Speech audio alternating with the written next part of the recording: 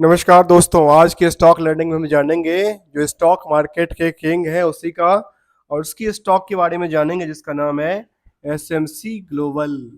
तो आज थोड़ा सा ओवरव्यू लेंगे इस स्टॉक को लेकर के, कंपनी के बिजनेस मॉडल को लेकर के और क्या क्या पोटेंशियल बनती नजर आती है स्टॉक को लेकर के, जहां हम चार्ट में एक सिंपल से तरीके से देख सकते हैं कि रिसेंटली पिछले 6 महीने में लगातार बिल्डअप हो रही है। चाहे 1 महीने के चार्ट और 1 महीने के चार्ट में एवरेज वैल्यू से सीधे सीधे गिरावट दर्ज किया है। तो चलिए जानते हैं इसको लेकर के, एसएमसी ग्लोबल को लेकर के, खासकर इसके पास domestic as the global market से बिजनेस आती है।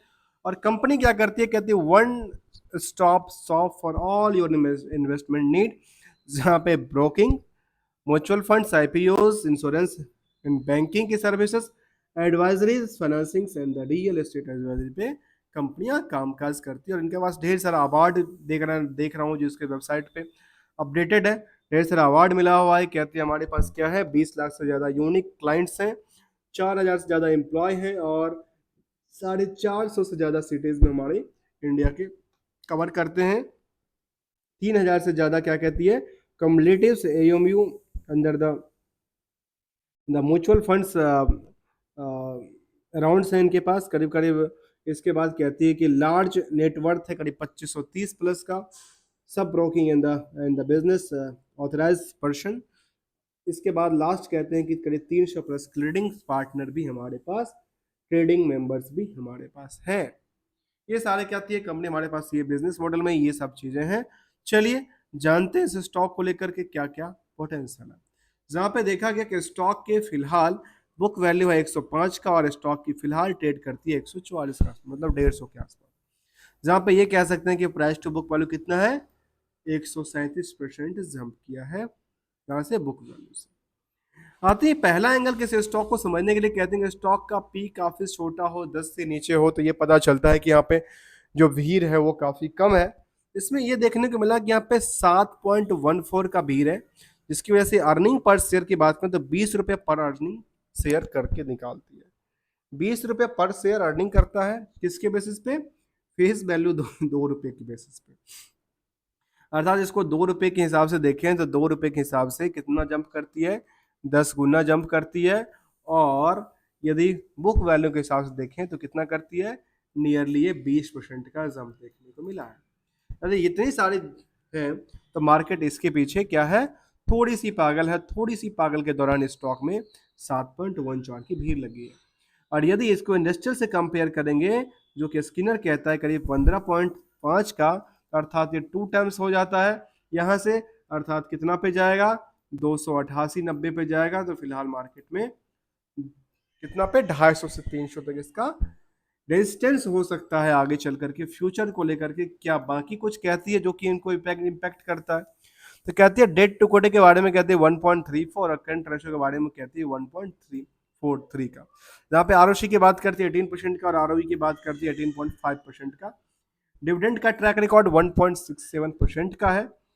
प्रोमोटर्स होल्डिंग करनी पड़ती है कि 67% की है और प्रमोटर ने एक प्लेस कर रखा है करीब 11% की होल्डिंग को मार्केट में प्लेस कर रखा है। यहाँ पे नंबर ऑफ शेयर की तादाद की बात करें तो करीब 10 करोड़, 10.5 करोड़ के आसपास बनती है। और कंपनी के बारे में एक नजर डालिए, जो एसएमसी ग्लोबल सिक्योरिटीज है, is the well diversified financial service company in India and abouts India, और इंडिया से बाहर भी काम करती है। Offering one stop investment solutions trading investment since 1990 से it is offer to the advance broking services पे भी काम काज करती नजर आती है। चलिए अभी हमने इसको कुछ एस्पेक्ट देखा जहाँ पे इसके हिसाब से हम रेजिस्टेंस की तरफ चर्चा कर रहे थे, कहाँ पे जाएगा, 250 से 300 आगे आखिर हो सकता है। तो क्या 250 से 300 तक का कभी टारगेट उन्होंने देखा है, तो कहती है इससे पहले हमने जो टारगेट देखा था वो कहाँ तक गया था, 161 रुपये तक गया था लास्ट कुछ सालों में। जहाँ तक 5 सालों के डेटा की बात करें तो सबसे टॉप पे 176 तक गया था, उसके बाद लुढ़क के नीचे आ गई थी। पीयर्स में कंपेयर करें इसको लेकर तो पीयर्स में बड़ी बड़ी कंपनियां, चाहे मोतीलाल ओसवाल की बात करें, आईसीआईसीआई सिक्योरिटी की बात करो, या फिर नूम न्यू मेर नुमरमा वेल्थ की बात करो, एंजल वन की बात करो, जो कि इनकी आईएफएल, ये सब के इनके पीयर्स में आती है। इन सबकी पीयर्स में यदि देखा गया तो सबसे छोटा यदि किसी का पी है तो वो कहता है एसएमसी ग्लोबल का, अर्थात यहाँ पे अभी भीड़ उतनी लंबी नहीं लगी है। इस भीड़ ना लगने के कारण कुछ और हो सकते हैं, तो चलिए जानते हैं क्या डेट्स को लेकर कुछ कहती है। तो डेट्स के बारे में ऑब्वियसली सब में डेट्स निकल के आती है। क्वार्टरली रिजल्ट में देखें क्या कहती है जून तक के डेटा में, तो जून तक के डेटा में कंपनी कहती है इनका लगातार क्या हो रही है, कहती है जो जून में हमने अच्छी खासी जंप किया, लेकिन क्यू और क्यू में हमारी गिरावट दर्ज की है। इसके अलावा प्रॉफिट के बारे में कहती है कि प्रॉफिट में क्या हुआ, प्रॉफिट में कहती है कि हम क्यू और क्यू के हिसाब से क्या कहते हैं, हम जंप करते हैं लेकिन अपने वाई वाई में जंप करते हैं लेकिन क्यू और क्यू में पिट जाते हैं। अब आते हैं balance sheet profit yearly basis में। इसके बारे में ईयरली बेसिस में देखा गया कि कंपनी लगातार बिल्डअप कर रही, कहती है हाँ लास्ट 12 महीने के डेटा बिल्डअप है, इससे पहले भी बिल्डअप है, हमेशा से बिल्डअप देखने को मिला, अर्थात सेल्स में क्या है, लगातार ग्रो लेवल बनी है। इतना ही नहीं, यदि नेट प्रॉफिट की चर्चा करें तो ये कहती है नियरली 211 करोड़ के आसपास का, जिसमें क्या देखने को मिलता है, 211 करोड़ में देखने को ये मिलता है, तो यहाँ पे 188 करोड़, 120 करोड़, 175 करोड़ के आसपास की क्या थी, यहाँ पे ग्रो लेवल बनाई थी। यहाँ पे लास्ट 12 महीने में 211 करोड़ जो हिट, और इसको टॉप ऑफ द ईयर कह सकते हैं।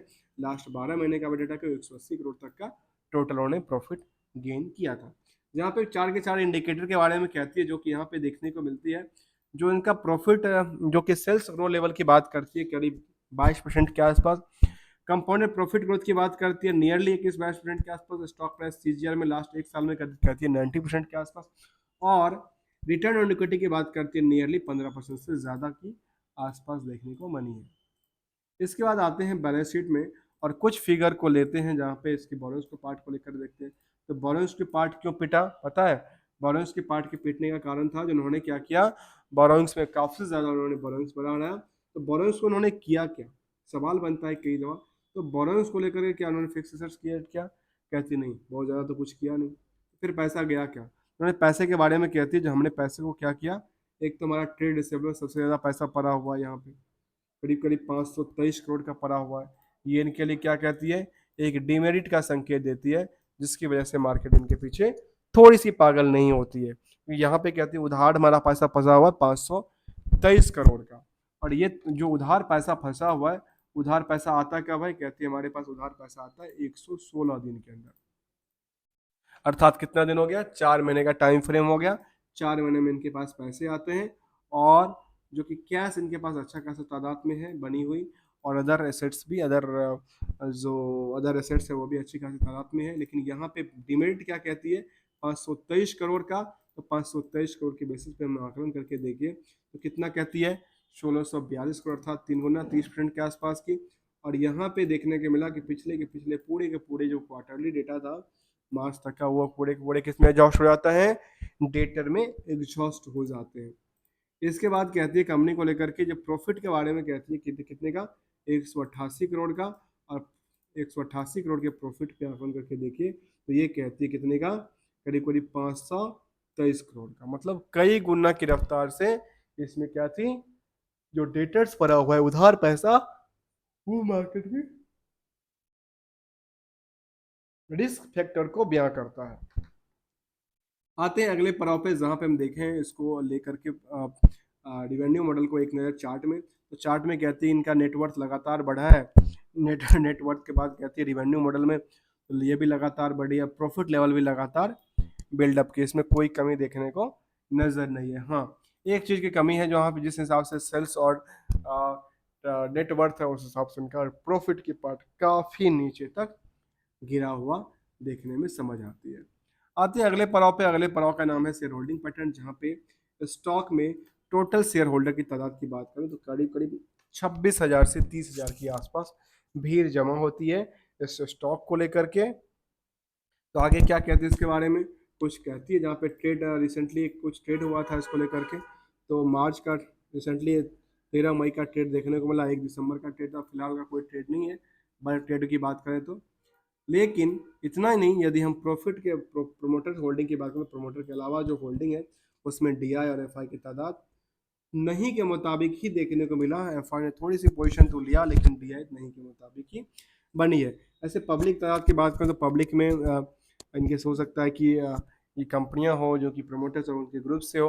बाकी कुछ कंपनियां इस लिस्ट में है जो कि देखा गया कि 3, 3, 2, 5, 2, 7, 9, 10% के आसपास कुल, तो ये 10 से 11, 12, 13% के आसपास की इनकी तादाद बनती है। बाकी जो तादाद है वो किसकी है, रिटेल की तादाद बनती नजर आई है स्टॉक को लेकर के।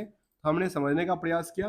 अब आते हैं इसकी शेयर होल्डिंग पैटर्न को लेकर के। तो यहाँ पे हमने देखा कि रिटेल में क्या कहती है। तो रिटेल में जो आम आदमी है, वो आम आदमी की जो पैसा लगा हुआ है वो लगा है करीब 12% के आसपास की तादाद में। यहाँ पे आम आदमी ने पैसा लगा रखा है। अब आते हैं पीयर्स को कंपेयर करने को लेकर के। पीयर्स में यहाँ पे जो देखा जाता है एनएससी के ऊपर, उसकी पीयर्स में क्या थी, एंजल वन, ICICI सिक्योरिटी, ऐसे IIFL, SMC, ये जो थर्ड नंबर पे रखा गया है।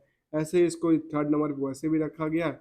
और यदि हम मार्केट डेटा की बात करें तो मार्केट डेटा के बारे में कहती है सबसे बेटर परफॉर्मेंस किसने किया है, उसके बारे में कहती है नियरली सबसे बेटर परफॉर्मेंस यदि किसी ने किया है इसका नाम है IIFL, जो कि करीब एक साल में 209-10% के आसपास की जंप किया है।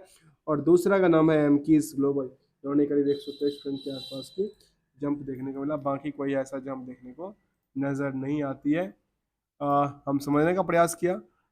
इसका सेंटीमीटर की तरफ देखिए, सेंटीमीटर के बारे में क्या कहती है। कहती है listing of the allotment of the non convertible debenture को उन्होंने अलॉटमेंट किया है। तो ये कुछ नया अपडेट था। इसके बाद हमने thank you so much for joining here दोस्तों।